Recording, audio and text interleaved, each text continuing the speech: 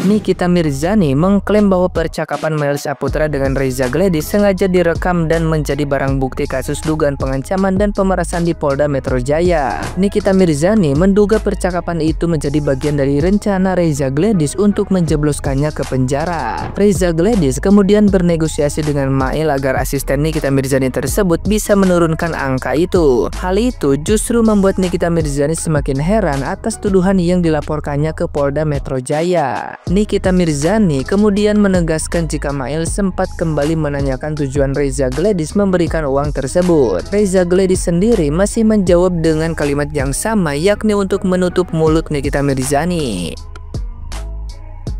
Nah, gimana nih menurut netizen yang terhormat? Silahkan berkomentar ya.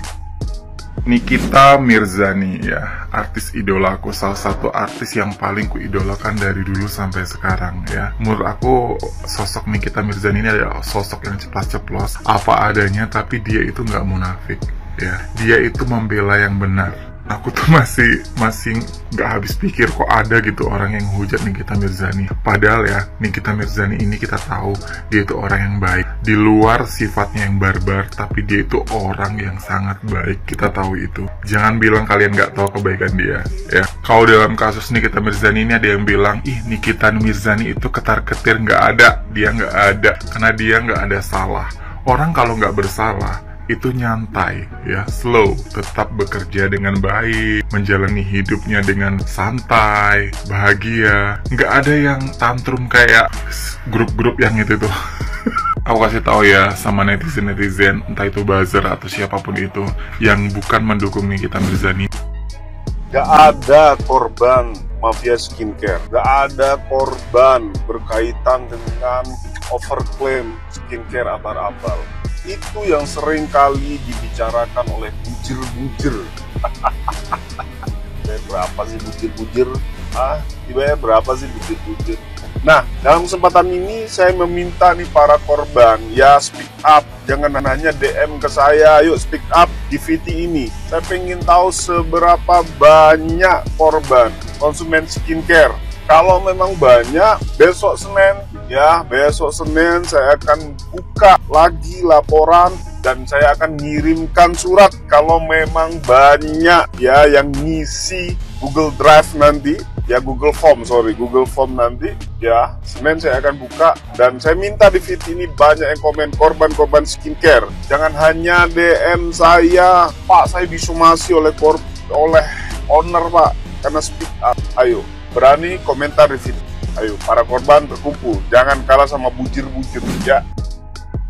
Aku mau menanggapi juga soal ini kisruhnya tentang pemerasan itu, dan akhirnya aku lihat dari beberapa video bahwa si NM udah ditetapkan sebagai tersangka gitu atas pemerasan itu dan pencemaran nama baik atau apalah gitu ya. Tapi aku melihat dari kasusnya gini ya guys ya, karena memang kubu mereka ini sudah makin menjadi-jadi gitu guys ya. Jadi berbagai cara apa yang dilakukan gitu ya. Jadi kemarin aku ngeliat juga udah pada ke DPR ya, udah mengadu ya, gerombolan itu udah mengadu sampai ke DPR gitu ya, karena tahu sendiri di situ ya ada indikasi si kuyang itu kan ternyata orang yang membela mafia ini gitu ya. Makanya mereka terus merapat sampai ke DPR gitu ya. Nah, aku harus buat komisi yang memang menangani hal ini. Tolong ya, ini surat terbuka buat kalian semua gitu ya, biar jangan akhirnya ada ya miss gitu ya, ada kepentingan yang memang dibuat oleh oknum-oknum gitu ya. Nah, karena kita sudah jelas lah, aku sebagai masyarakat awam ya, melihat di kasus ini memang serangan-serangan yang dilakukan oleh owner-owner nakal yang memang sudah bermasalah gitu ya. Ini kasus ini justru malah kayak dipelintir gitu ya. Yang sebenarnya yang berkasus itu siapa, yang bermasalah itu siapa, justru yang hanya sekedar para review ya, itu justru malah kayak dijadikan tersangka gitu loh ya. Justru yang sebenarnya di sini ada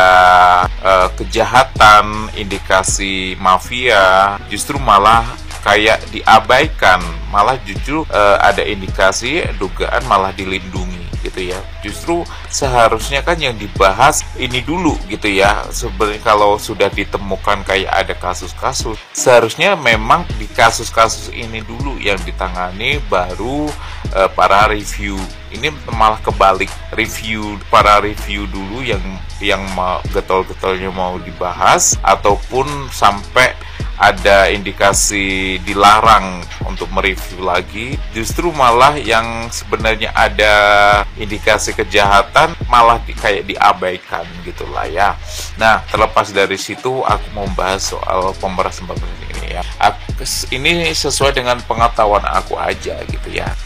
Kenapa pada saat itu ada penggerebekan atau penyitaan handphone miliknya Mael gitu ya? Karena memang di situ ada kerahasiaan yang akan terungkap gitu loh guys ya. Nah, makanya jalan satu-satunya sama pihak sana gitu untuk mengamankan barang bukti gitu ya. Karena barang bukti itu ada di HP-nya Mael gitu ya.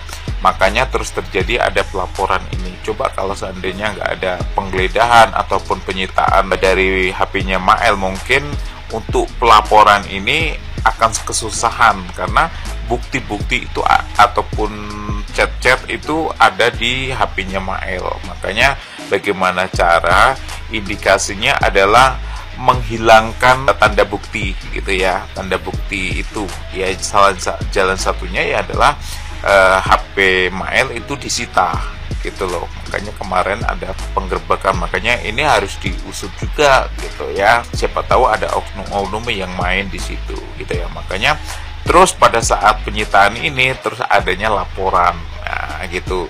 Karena apa? Kalau laporan semacam ini kan pasti akan dilihat dari chat-chatnya, ada transaksi enggak gitu loh. Nah, semacam itu, ada bukti-buktinya di situ enggak gitu. Makanya memudahkan gitu ya. Makanya kalau seandainya ada keterlibatan ke CNM gitu ya, CNM ini memang orang yang berpengaruh guys gitu loh. Jujur aja gitu ya, aku bilang apa yang dia omong itu pasti viral gitu loh, pasti didengar netizen gitu loh. Makanya kekhawatiran di pihak sana ya, itu makanya kayak ada indikasi dilibatkanlah si NM ini. Padahal dari kasus ini sebenarnya NM itu orang yang dicari oleh orang sebelah gitu loh. Nah, dengan cara dia menghubungi si Mael gitu. Entah itu ceritanya seperti apa, terus terjadi kayak pemerasan, itu dikait-kaitkan, padahal si NM ini tenang-tenang gitu, nggak mau tahu, ibaratnya semacam itu ya. Makanya yang memohon-mohon itu pihak sana gitu ke Mael untuk bisa setidaknya bisa menghubungi si NM itu, karena NM ini memang benar-benar berpengaruh. Dan setahu dari kubu sana, NM ini juga kenal si Doktif, padahal perkenalan mereka ya antara NM sama Doktif itu dari kubu sana juga gitu sebenarnya gitu ya. Karena tahu si NM ini di kasus ini adalah nggak berpihak kemana-mana gitu ya sebenarnya, ataupun ya akhirnya Doktif juga kenal lah sama si NM itu gitu ya. Nggak ada indikasi apapun sebenarnya, tapi kubu sana itu mengait-ngaitkan gitu loh, yang mereview siapa, terus yang dicari siapa, kan semacam itu ya. Karena apa? Karena NM ini punya pengaruh besar gitu ya. Itu apa yang dia omong itu bakal viral gitu. Dan kubu sana juga melihat si NM itu juga kenal sama Doktif gitu, makanya dipelintir-pelintir lah gitu ya. Makanya di kasus ini pemerasan ini sebenarnya letaknya pada si HP-nya si Mael sebenarnya gitu. Karena banyak bukti-bukti yang jadi jadi bukti gitu loh. Siapa tahu kubu sana ketakutan atau mau menghilangkan tanda bukti chat itu. Kalau udah itu mungkin bisa jadi dugaan dihapus atau apa. Jadi itu sudah menghilangkan bukti gitu loh guys ya. Nah, untuk melaporkan si Mael ataupun NM itu mudah gitu loh. Karena apa? Transferan, bukti transferan mungkin nggak ada, atau bukti-bukti chat yang pembicaraan itu seperti apa hilang gitu loh guys ya. Itu dia punya bukti cuma transfer.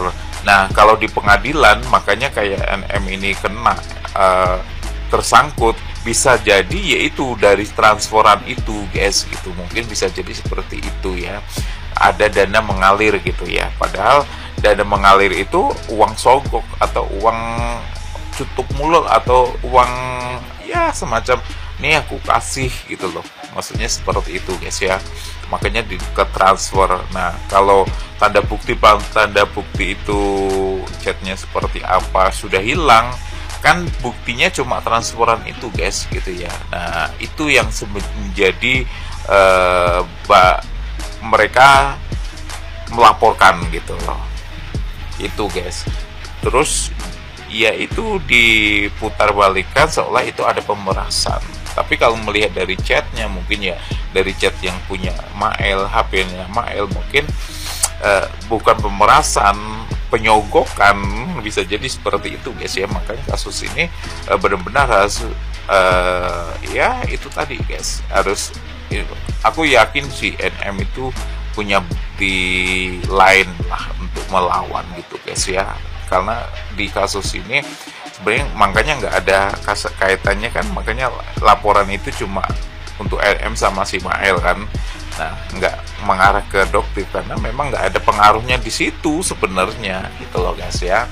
Nah, ini cuma cara-cara untuk menjatuhkan mereka ini lawan berat semua tuh, ibaratnya lawan berat gitu, si NM sama si Doktif gitu ya. Makanya sampai akhirnya dia merapat ke DPR gitu ya, karena di DPR merasa ada si kuyang-kuyang yang mengelindungi, memfasilitasi itu semua, bisa jadi untuk bersuara. Karena mereka sudah kesusahan untuk berbagai cara gitu di sosial media, udah nggak ada respon baik gitu loh. Netizen sudah pada paham dan mengerti gitu. Itu aja sih pendapat aku guys ya. Ini aku disclaimer aja dulu ya, disclaimer. Oke.